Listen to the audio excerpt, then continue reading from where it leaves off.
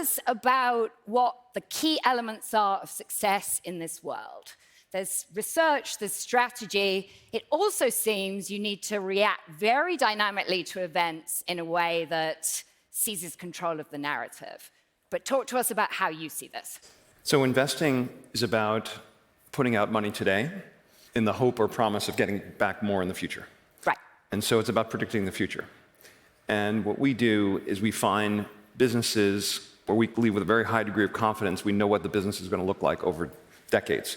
Right. Because decades matter in valuing something. And so it's really an analysis about disruption.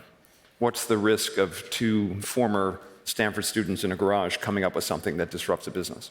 So that's the most important part of being a long-term investor, figuring out the durability of the franchise, the barriers to entry, the moat around the business. And then the rest of it is just making sure you're buying that business at a price where you put up money today, and you're going to get a lot more back in the future. Very simple. All right. So more recently, you've taken this approach to other realms, to social and political realms. So can you talk to us about what is similar in these other realms? You have said, for example, that problem at Harvard is a governance problem, and you work a lot on governance problems and making them better. So tell us how social and political activism is the same as activist investing, and tell us how it's different.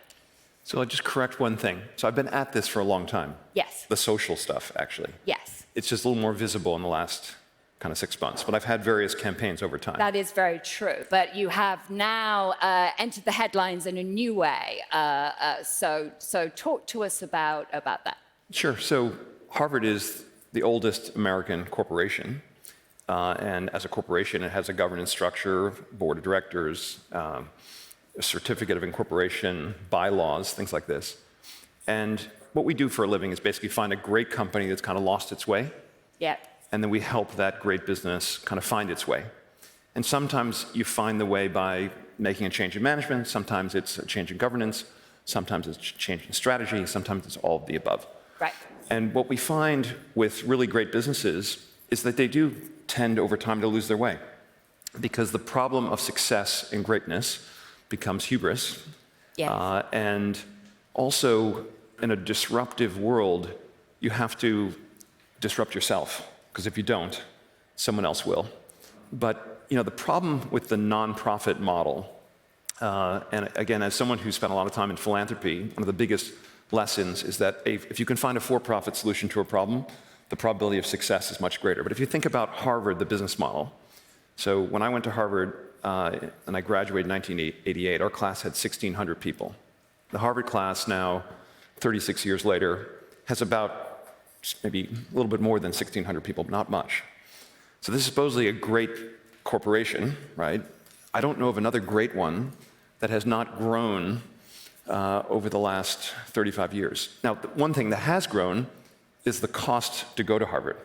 Right. That has grown at about an 8% compounded rate. If you could invest in that, that would have been great. So the way that Harvard has grown its revenues over time is by increasing the price.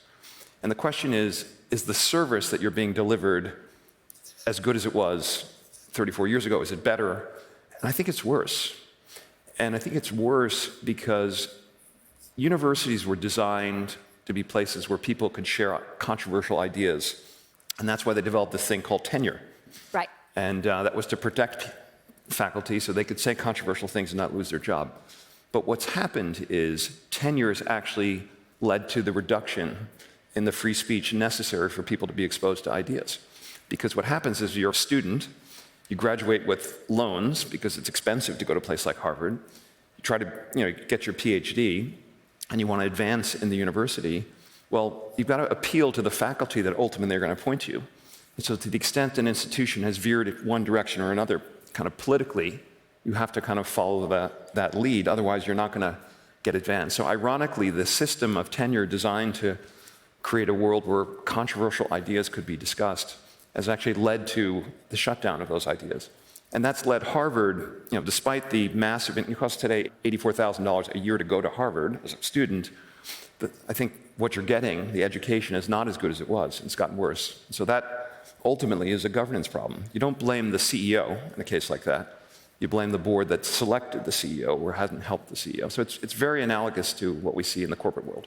All right, so a governance problem, and you've described in a lot of detail the way you feel that the institution has lost its way. But what about this is different from activist investing?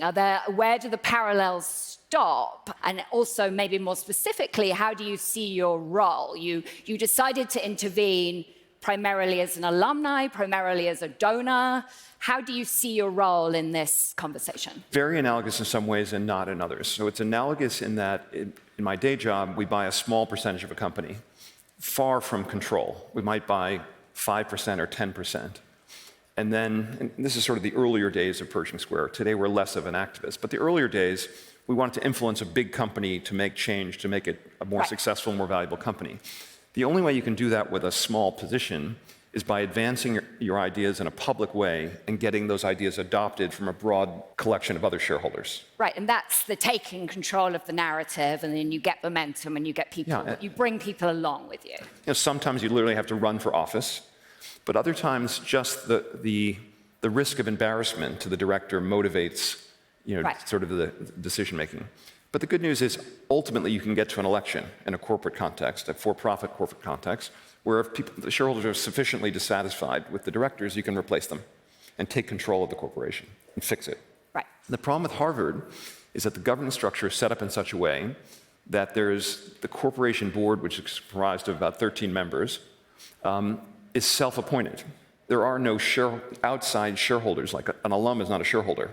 You can't call a shareholder meeting and vote out the directors. Right. And it's really the only way to have influence is to sufficiently convince the world of the importance of your concerns so that other people adopt them, and somehow it permeates into the boardroom, and some combination of people saying, look, this is correct, we should do this, and some combination of the pressure of embarrassment, of shame, gets people to do the right thing.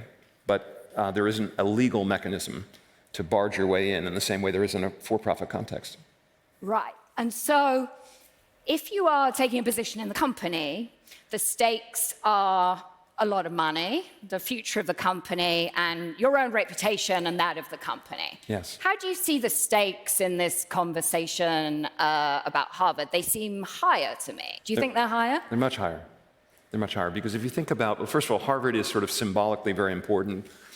Depending on where you went to school, people will call it in the top, at least they used to, in the top universities in our country, and they educate, as a result, some of the most high-performing, most intelligent, motivated people. You would expect that to be the Harvard community, and those people take their place ultimately in society, in media, in government, on the Supreme Court, and so the education of the next generation of leaders is something all of us, have to be concerned about, because that will determine the future. So this is the pipeline for the next generation of leaders, and you want to have a role in shaping that pipeline. I think society wants to make sure that that group of leaders is a good group of leaders.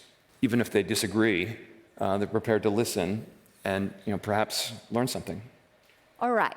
So that you've made lots of arguments during this wider conversation about the future of Harvard. I'd like to spend a little time on one in particular. You've been framed by the press as an anti-DEI activist at this point. And when you first appeared on my social media feed, I saw this post that said something about your belief and support of diversity, and you seem to be contrasting that with this orthodoxy, as you argue it, that is DEI. I had a reaction to that. The first thing I did was to go on Pershing Square's website and to look at your own track record, and I have to say it was not what I expected. So I think what I would love to hear from you is, can you articulate a positive vision, in your opinion, for what good diversity looks like, with reference to your own firm and your own investments? So when I first heard of DEI, I thought diversity, that's a good thing, inherently, I believe. Equity, how can you argue with fairness? That was my understanding what equity is. And then inclusion, of course, in any organization, whether it's a university or a business, you want people to feel comfortable. That's culture, right? When I think about my job as a CEO of a company, or when I think of my role on a board, one of the first concerns I have about a business is the culture. Is this an environment where the best people are attracted to come work there, where they can succeed, where they can challenge authority when they think that authority is doing the wrong thing. So these are all, I think, inherently good things. But someone once said to me that, first it starts out as a movement, and that's good, and then it becomes a business, and then it becomes a racket. And I think it's an accurate description of what happens to things. I've come to have an aversion to when a movement becomes a three-letter acronym. Right. It seems like that's when they can go a different way. But in terms of what diversity means to me, it's not simply race and gender. Viewpoint diversity is critically important, not just in a university, but in a business. Someone's socioeconomic background, I think, is irrelevant. If you're running an investment business, you want to have perspective on, you're investing in companies that sell products or services to the country, and the country is very diverse. So it's very helpful to have people on your investment team, for example, who might have come from a low-income background. And then just in the spirit of fairness, we want a society where people who grew up on the Upper East Side and you went to a private school and you had SET tutoring,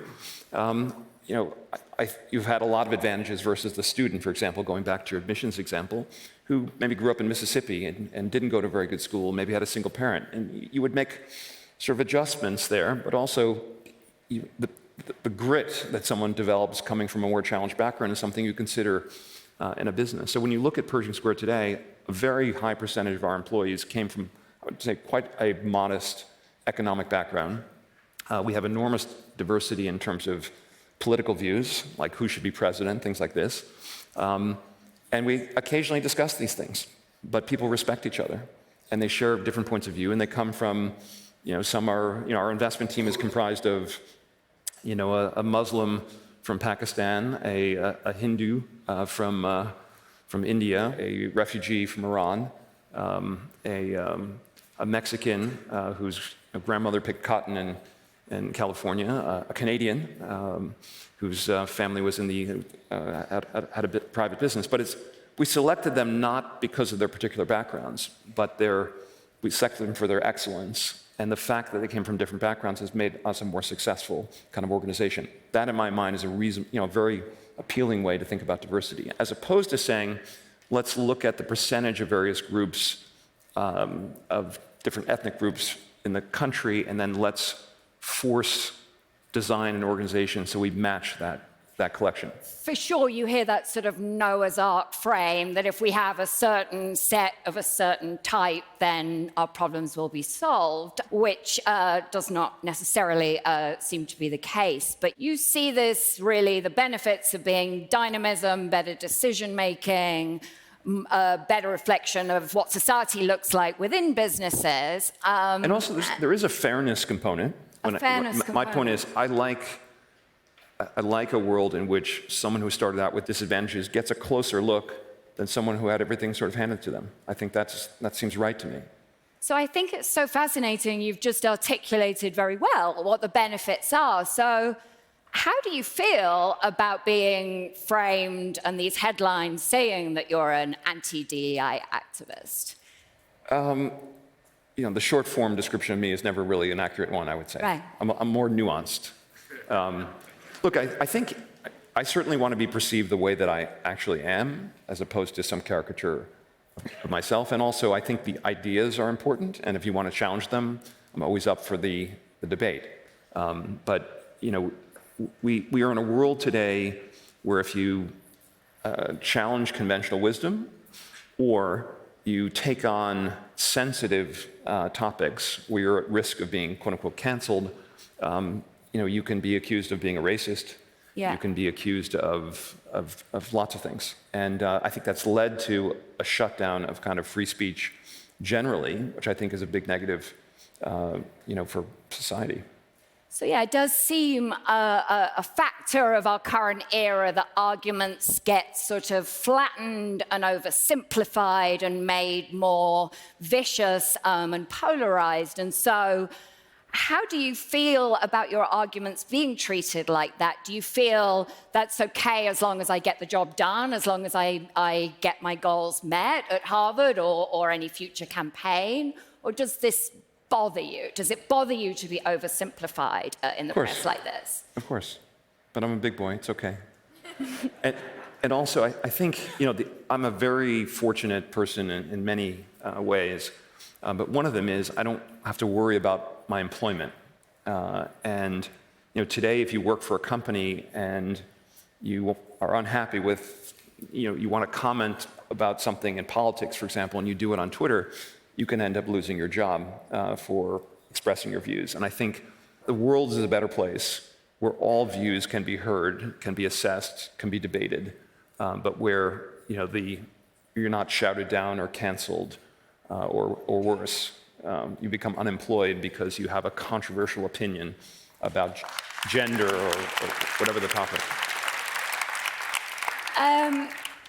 It's true that the more of us have the opportunity to have a voice and make our views heard, but that's not proportionate, right? Some people's voices are boosted more than others. So how do you think about your voice and your power and maybe your responsibility in this realm and how you use your voice, especially given what we've been talking about how it may become distorted and your arguments may become more flattened and reduced to something that they were not? So one of the criticisms of me during the Harvard campaign is some professor from Yale said, you shouldn't listen to him simply because he's a rich guy. And I totally agree with that. I shouldn't have more voice by virtue of net worth, but I don't think that I do.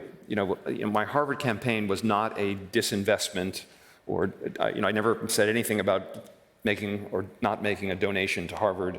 I don't think they should listen to me more or less, whether I have been a contributor or not. I think what's given me voice and followers, if you will, is just my willingness to share points of view on ideas. And if people think those ideas are interesting, I get followership.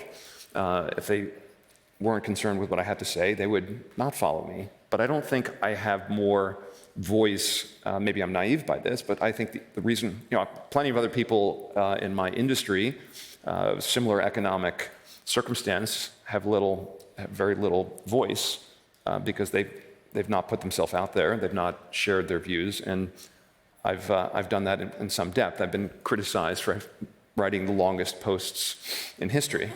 Yeah. But at least, you know what I feel with particularity, I guess.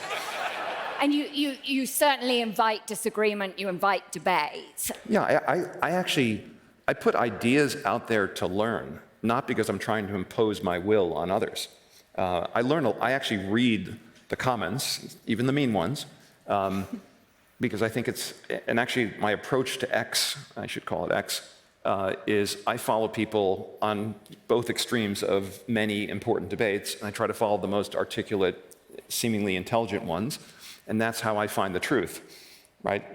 Just following people that support my beliefs, I don't feel like I'm going to learn very much. Again, going back to the importance of viewpoint diversity at universities, if you're not hearing, if you're 18 years old and you show up on the Harvard campus, you want to hear the full spectrum of views from progressive to the most conservative. Right.